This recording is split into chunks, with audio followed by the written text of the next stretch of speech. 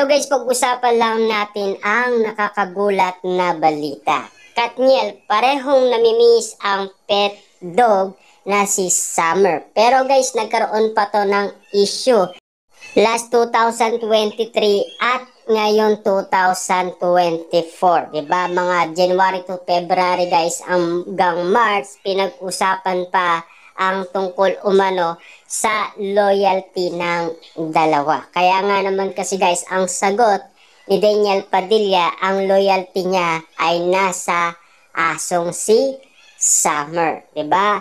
Iba naman kasi guys ang sagot ni Catherine Bernardo. Kung loyal ka daw sa isang tao, bakit ka pa mag-aanap ng iba? Diba? Sino naman guys ang pinapatamaan ni Catherine Bernardo? Si Daniel Padilla ba? Diba? At alam naman natin kasi guys, no, ang mga issue noon hanggang ngayon talagang tatak na tatak pa rin sa atin yan kung ano ang tunay na nangyari at kaganapan. Dahil alam naman natin kasi guys, nagkaroon sila ng iwalayan note. Kasi siyempre guys, gulong-gulo na ang lahat ng tao dahil sa kanilang iwalayan. Marami na ang nagtaka, marami na ang nalungkot. Siyempre guys, nagugulat na lang sila bakit sa tagal-tagal nila nakuha pa nila mag-iwalay. Muling nabuhayan ng loob ang mga nananahimik na Katniel fans sa online world ng halos sabay na nag-post sa kanilang Instagram account sina Catherine Bernardo at Daniel Padilla ng aso nilang si Summer. Hanggang ngayon guys, hindi pa rin nila nakakalimutan ang asong si Summer. Si Summer kasi ang isa sa mga simbolo ng pagmamahal ni na Catherine Bernardo at Daniel Padilla. Grabe nga naman kasi guys, no, talagang nawala na ang simbolo ng Katniel. Kung saan nga naman guys nanggaling ang sunflower. Ibig sabihin lang nito guys, talagang tadhana ang kumilos na. At siyempre guys, alam naman natin, malaking bagay din ang asong si Summer. Kung hindi nga naman kay Summer guys, dahil alam naman natin guys, no, pinagsileosan pa dati ni Catherine Bernardo ang asong si Summer. Kasi guys, alam naman natin, yung oras daw ni Daniel Padilla, lagi na lang kay Summer. Ito nyo naman guys talagang grabe ang selos ni Catherine Bernardo. Pero unti-unti nga naman guys natanggap ni Catherine Bernardo at napamahal na rin siya kay Summer. Diba? At least alam naman natin guys na ang kalungkutan ni Catherine Bernardo ay kailangan niya lang ng lambing at pagmamahal. Tulad ngayon guys, kailangan niya ni Catherine Bernardo na magpasaya sa kanya at magpakita ng pagmamahal at lambing. Siyempre, sa kukulitan guys ni Catherine Bernardo, siyempre kailangan talagang ipakita mo ang best mo at todong pagmamahal mo kay Catherine Bernardo. Yan lang naman kasi guys ang hinahanap ng pamilyang Bernardo at lalong-lalo na guys yung stable nga naman ang kanyang trabaho. Diba? Siyempre guys, ganoon din naman kasi si Alden Richard. Marami na siyang mga negosyo. Diba?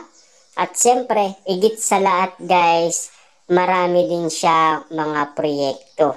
Papaano lang kasi guys, titigil si Alden Richard kapag siya ay nagkaroon ng pamilya.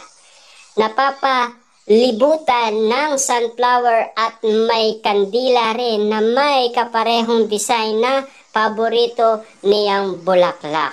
Pero 2 araw matapos mag-post si Daniel ay nag-flex naman ni Catherine ang lumang picture niya with Summer. Sinama ng aktres ang photo nila ng yumaong aso na si Summer. Diba? Siyempre guys, ang ex-boyfriend sa IG post niya tungkol sa update sa first day niya sa Calgary, Canada. Grabe nga naman guys, alam naman natin napakalungkot nga naman at napakasad nga naman ni na Catherine Bernardo at Daniel Padilla. Kung sino pa guys ang simbolo ng Katniel, yun pa yung nawala. Unti-unti na kasi guys, nawawala ng pag-asa ang mga Katniel. Diba? Kasi alam naman natin guys, si Catherine Bernardo ay todo birit nga naman guys sa lahat ng kanyang angarin na lahat ng hindi niya nagagawa noon. Komento ng solid Katniel fans, pareo raw hinala ng dating magkasintaan ang first dead anniversary ng baby nila. Hindi isinapubliko ni Kat at DJ ang nangyari kay Summer na nagkasama pa nila sa last rom-com serye na The House of Us na umere noong October 20 hanggang January 2021. Sobrang dinamdam ng parents ni Summer ang pagkabulag at tuluyan pagkamatay nito last year. Ibig sabihin pala nito guys, nabulag pala siya. Papaano naman siya nabulag guys? Nagkasakit ba siya? 'Di ba? Grabe naman guys, 'di ba? Ang simbolo ng Katniel unti-unti na nawawala, 'di ba? Akala ng mga Katniel fans may posible na mangyari ulit ang kanilang inala. Naanin mo kasi guys, maraming nagsasabi na pwede pang magkabalikan ang Katniel. Siyempre guys, grabe nga naman kasi ang social media and photo ng Katniel na pinost ni Mami Min last October, isang buwan bago aminin ng dalawa sa publiko ang kanilang iwalayan. Sa picture ay makikitang nakatayo ang dalawa sa garden na bagong mansyon ng mga Bernardo. Hawak ng aktres ang kamay ng binata at nakatingin sa lupa na may sunflower. May chika na sa garden na iyon ilibing ang labi ng yumaong aso. At yun din daw ang uling dalaw ni Daniel sa bahay na dating kasintahan. Wow, grabe guys, no? Talagang yun na daw ang uling dalaw ni Daniel Padilla sa mansyon ni Catherine Bernardo. Ibig sabihin, malaki talaga guys ang inala ng mga Katniel fans na baka meron pang natitirang pag-asa dahil nag-post nga naman sila ng namimiss nila ang kanilang asong si Summer dahil naging simbolo daw ng Katniel, 'di ba? Alam naman natin guys, lahat ng ginawa ni Catherine Bernardo ay yun ang ayaw ni Daniel Padilla ipagawa kay Catherine Bernardo. Madalas na makita sa mga recent posts ni DJ ang photo ni Summer at ang sunflower na simbolo ng kanyang paboritong alagang aso. Noong last birthday nga ng kapamilya aktor sa Batangas ay picture rin ni Summer ang nasa birthday cake nito. Samantalang sari-saring komento ang mababasa sa social media tungkol sa recent posting ng dalawa. May nagsabing namimiss na raw ni Kat si DJ kaya etong nagpost. Bigla na picture nila ni Summer. Hindi naman siguro ganun guys, 'di ba? Siguro naaalala lang naman nila yung alaga nilang aso. Hindi naman porket guys nagpost sila ng dalawa bilang simbolo ng Katniel talagang naaalala nila ang isa't isa. Siyempre guys, naaalala nila, nakabanding nila ang alagang aso at paboritong aso ni Daniel Padilla na alam naman natin guys, pinagselosan pa yan ni Catherine Bernardo noon. At unti-unti naman guys, natanggap ni Catherine Bernardo ang alaga nilang aso at naging simbolo pa ng pagmamahalan Katniel, 'di ba? Alam naman natin guys, 'di ba?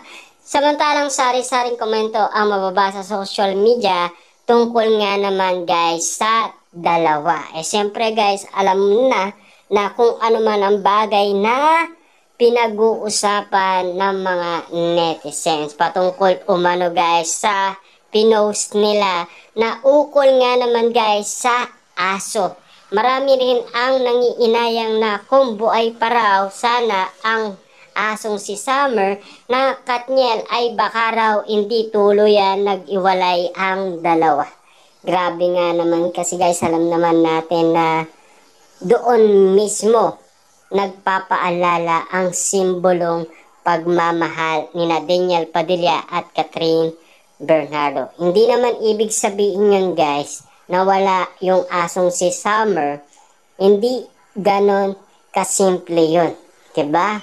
Kasi kapag ang isang tao nagloko ka, ika nga nila guys, hindi lang isang beses, marami pang beses ayon kay Catherine Bernardo. Madalas niya daw guys talagang bigyan ng chance at pagkakataon si Daniel Padilla.